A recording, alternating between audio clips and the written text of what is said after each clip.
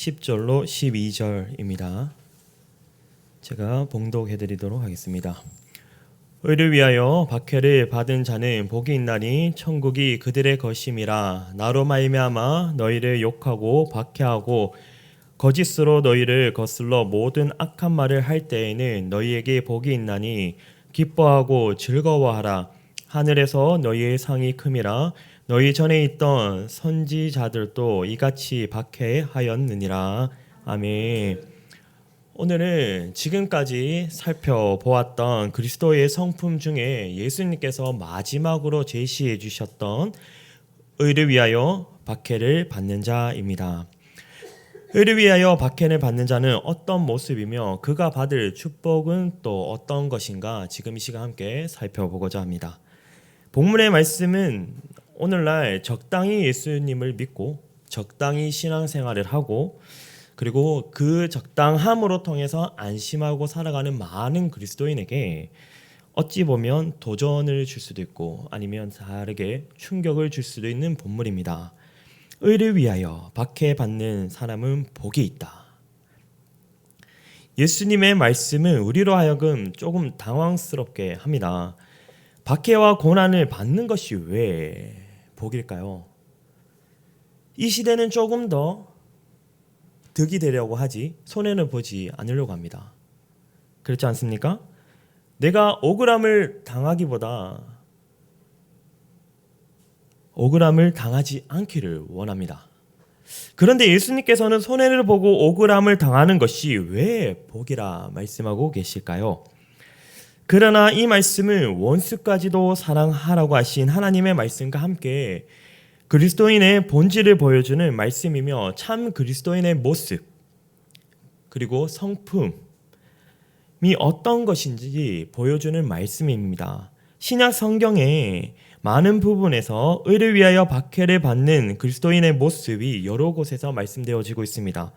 디모데후서 3장 12절에 무릇 그리스도 예수 안에서 경건하게 살고자 하는 자는 박해를 받으리라. 그리고 갈라디아서 4장 29절 육체를 따라 난 자가 성령을 따라 난 자를 박해할 것 같이 이제도 그러하도다.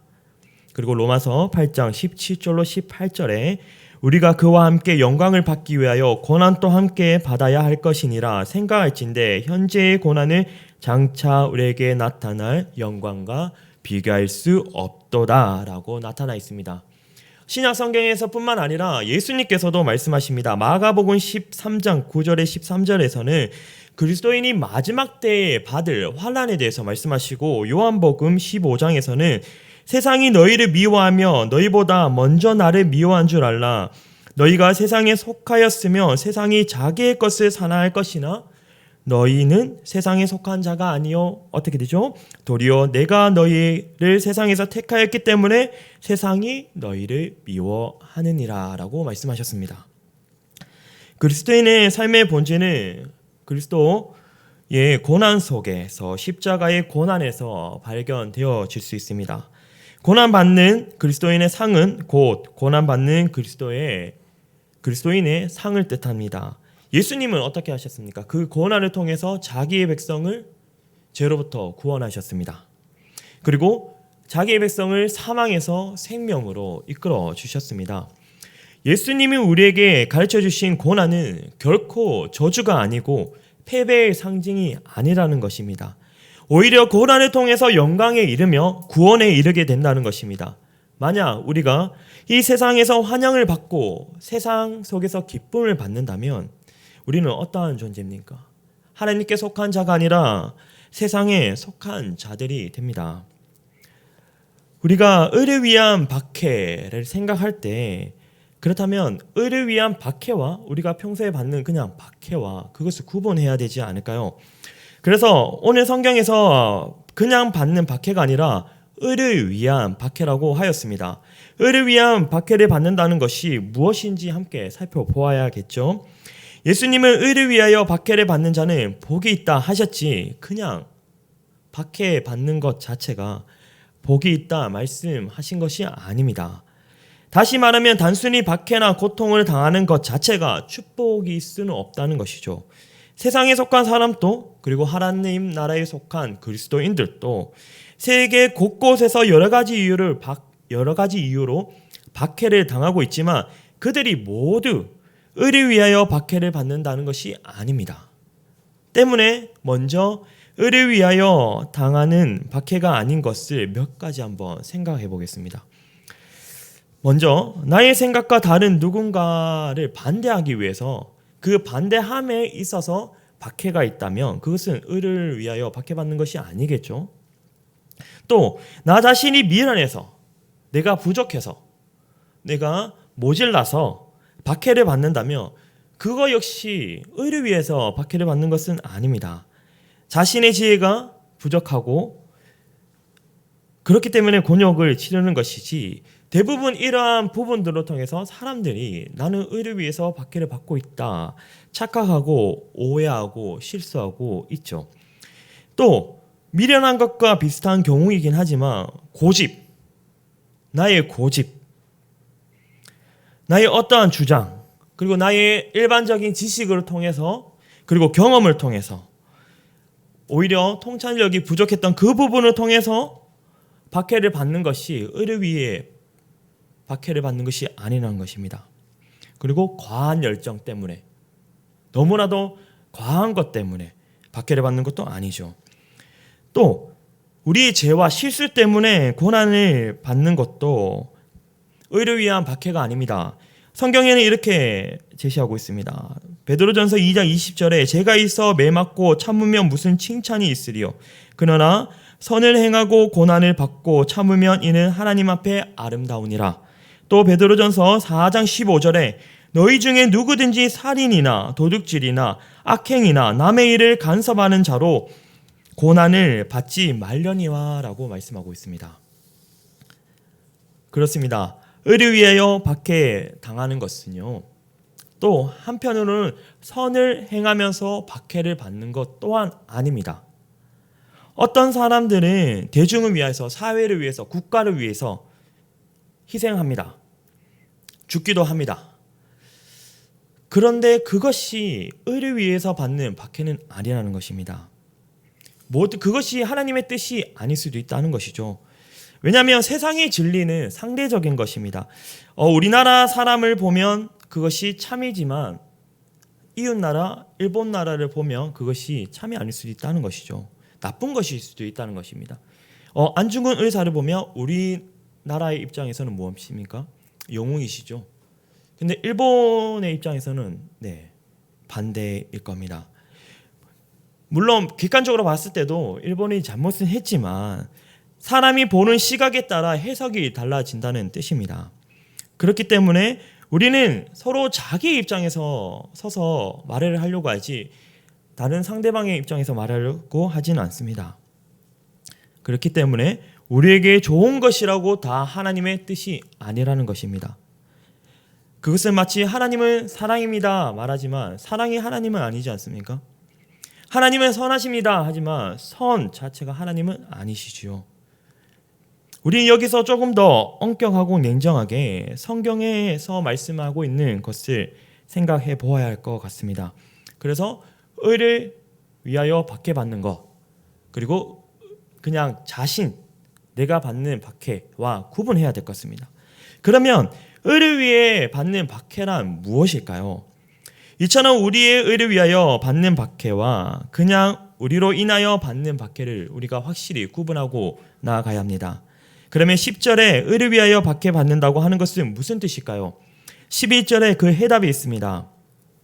나로 말미암아 너희를 욕하고 박해하고 거짓으로 너희를 거슬러 모든 악한 말을 할 때에는 너희에게 복이 있나니 이 말씀은 예수님은 나로 말미암아 박해받은 자라고 말씀하셨습니다. 그러므로 의를 위하여 라는 말을 정확하게 해석하면 무엇일까요?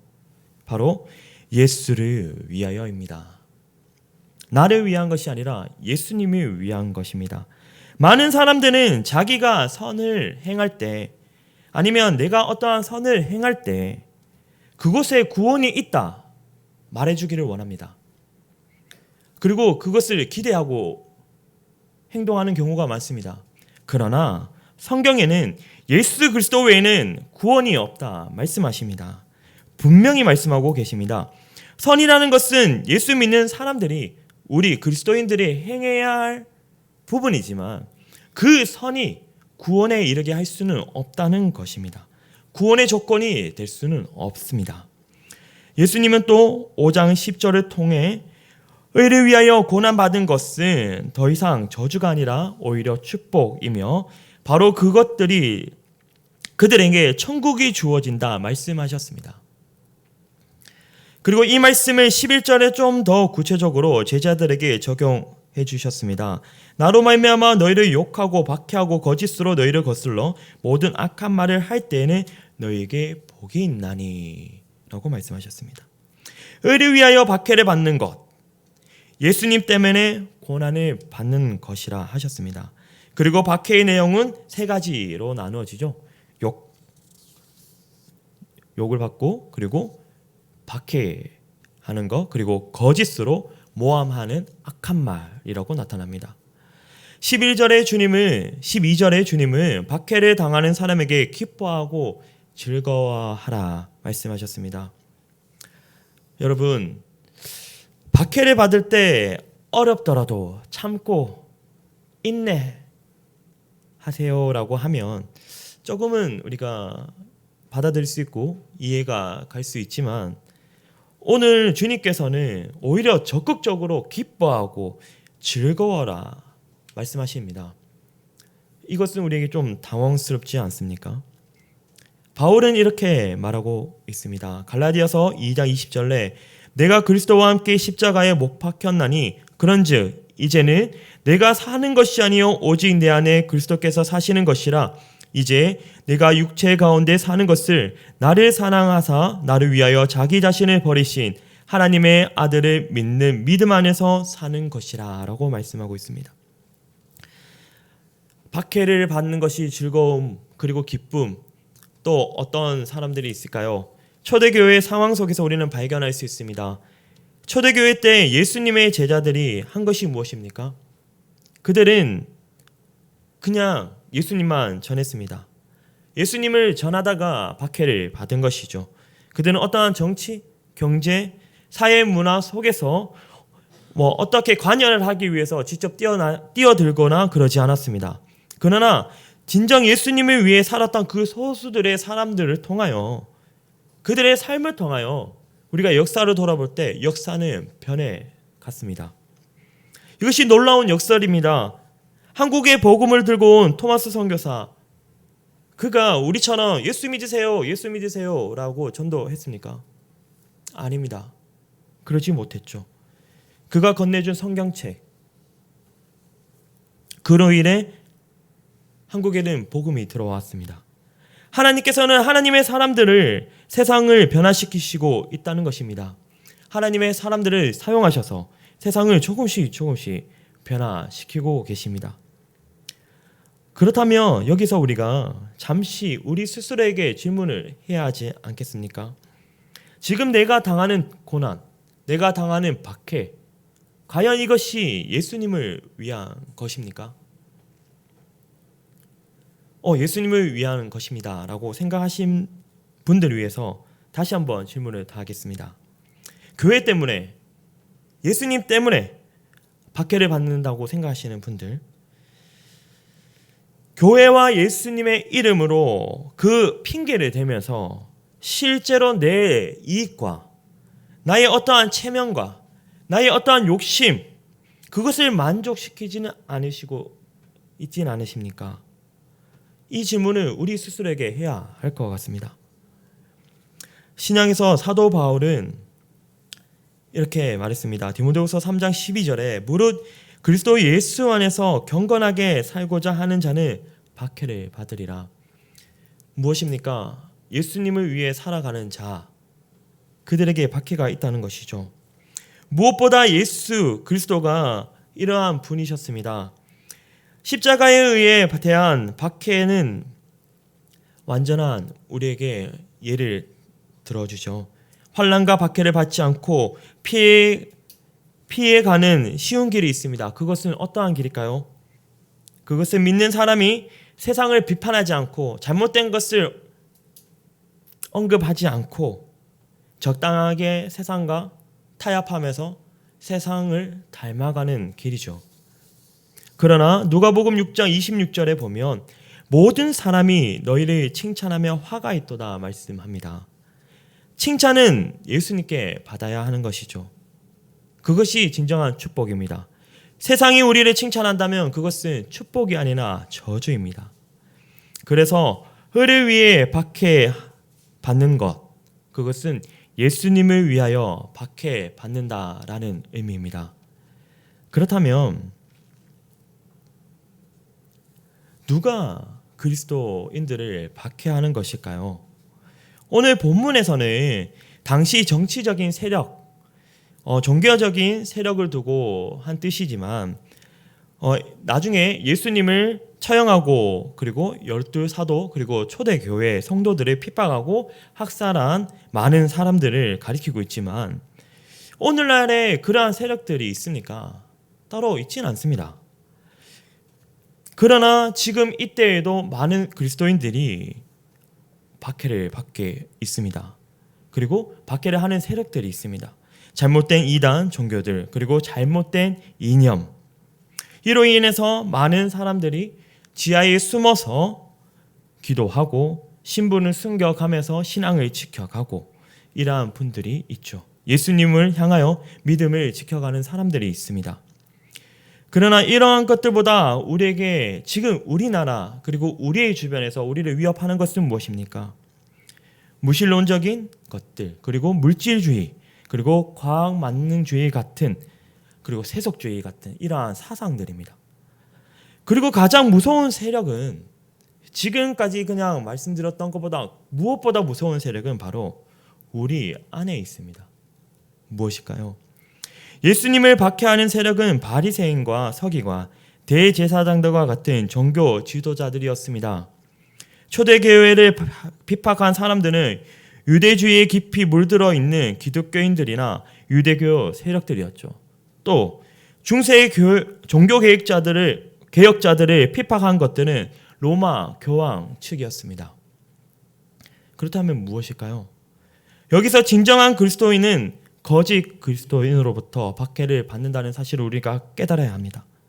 뿐만 아니라 참된 그리스도인이 당하는 박해는 적당히 예수님을 믿고 형식주의로 살아가는 그리스도인의 무리로부터 온다는 것입니다.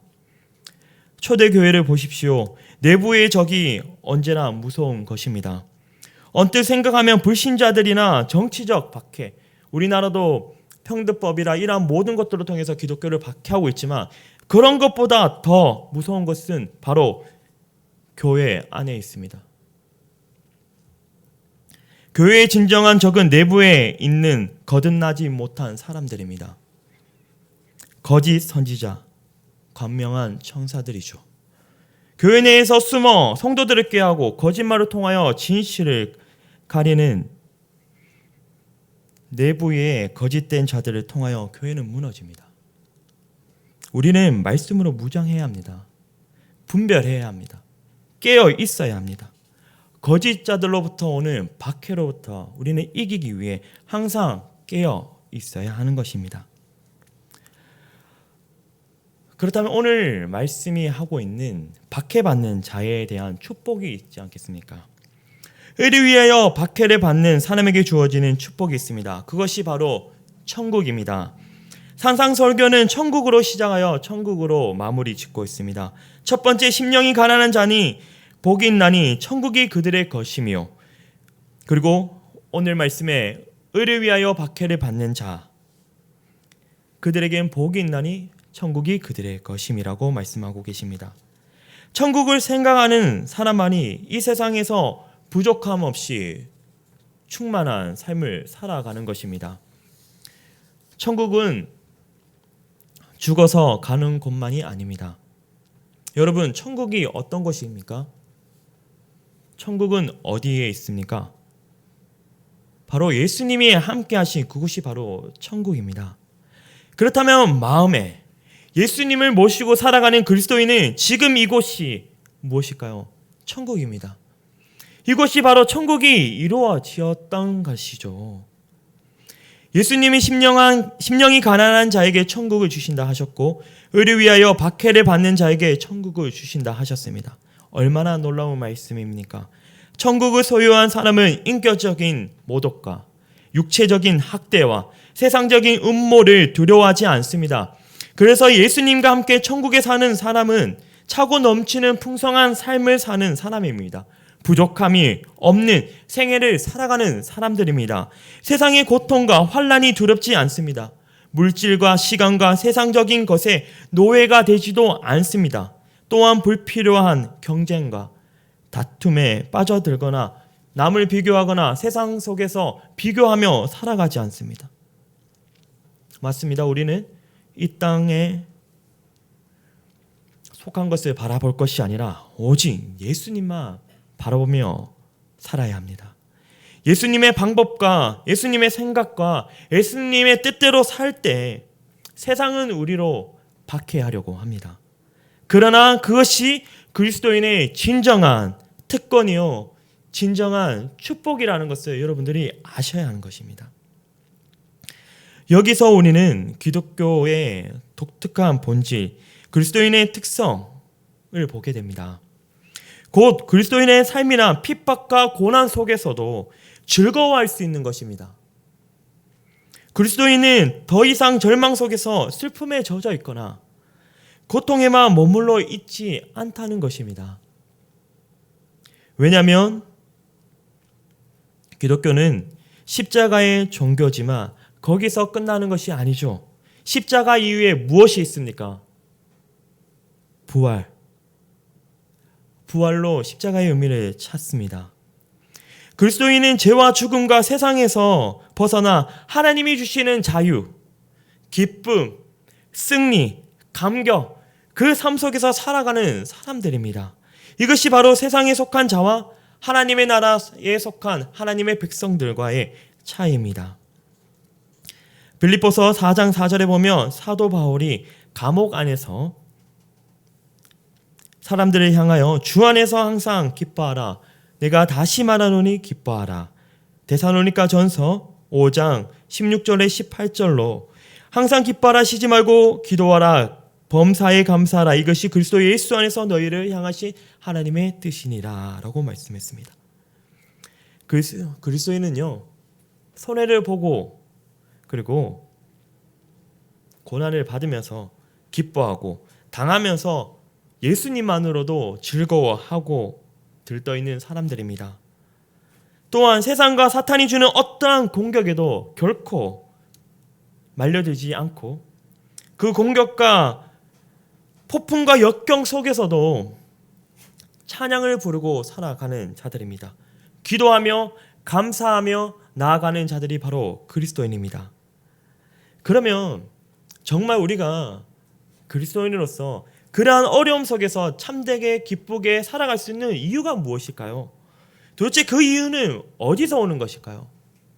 바로 예수 그리스도 때문입니다. 예수님은 고난과 박해와 역경보다 더 위에 계시는 분입니다.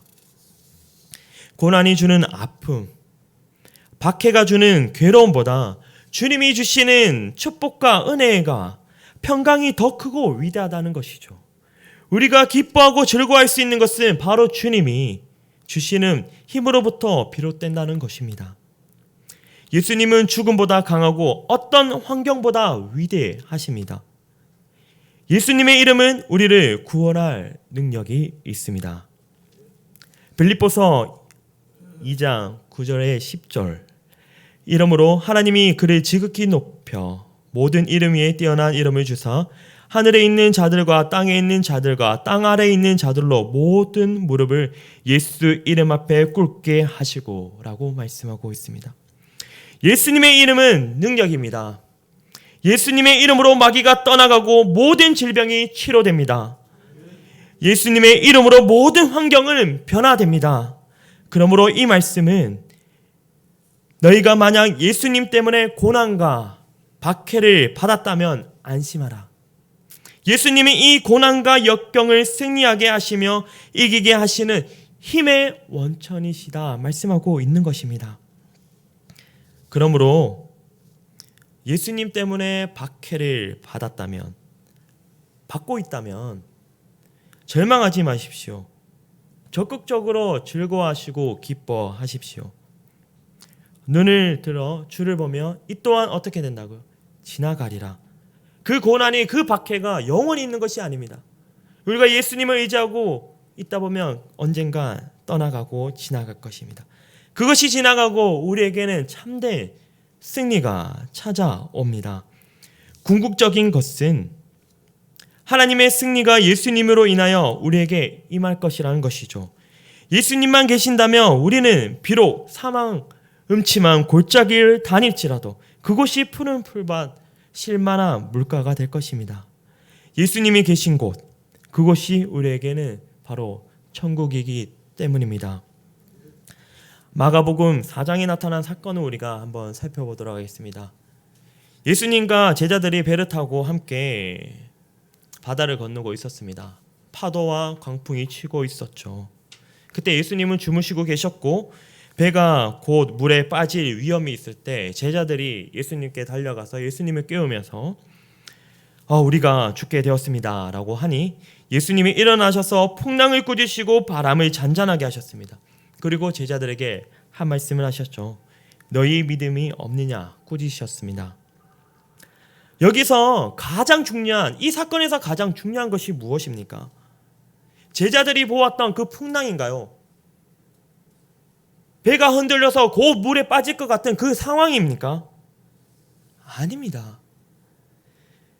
가장 중요한 것은 우리가 예수님과 함께 무엇을 하고 있습니까? 배에 타고 있다는 것이죠. 누구와 함께 있는지가 중요한 것입니다. 예수님과 동행한다면 모든 문제들이 해결됩니다. 예수님은 환경까지, 자연 모든 것들, 그리고 우리의 처한 모든 상황과 문제, 어려움까지 변화시킬 수 있는 능력을 가지신 분입니다. 그러므로 우리는 환경이 어떤가 보지 마시고 예수님과 함께 있음을 깨달아야 합니다. 우리와 함께 있느냐 없느냐를 보아야 하는 것이죠. 만약 예수님이 우리와 함께 하신다면, 그것을 믿는다면 어떠한 환경과 어떠한 박해와 어떠한 것들도 중요하지 않습니다. 왜냐하면 그 모든 것들 예수님께서 푸른 풀밭 실만한 물가로 인도하시기 때문입니다. 여러분, 오늘날 우리에게 고난이 찾아왔습니까? 우리를 향하여 욕하고 박해하고 거짓으로 우리를 거슬러 모든 악한 말을 당하게 하고 있습니까? 예수님께서 오늘 이 시가 우리에게 말씀하셨습니다. 의를 위하여 박해를 받은 자는 복이 있나니 천국이 그들의 것임이라. 기도하겠습니다. 사랑과 은혜가 풍성하신 하나님, 오늘 하루도 안전하게 지켜주시고 이곳에 모여 예배드리게 하시면 감사드립니다. 우리가 삶을 살아갈 때 고난과 박해가 있을 때 주님을 바라보게 하시고 주님이 주시는 힘으로 이겨내고 견뎌내고 버텨내고 온전히 주님께서 행하신 모든 역사를 돌아보며 주님께 찬양과 경배를 돌릴 수 있는 우리의 모습이 되게 하여 주시옵소서. 언제나 주님께서 함께해 주심이 있사옵고 이 모든 말씀 예수님 이름으로 기도합니다. 아멘.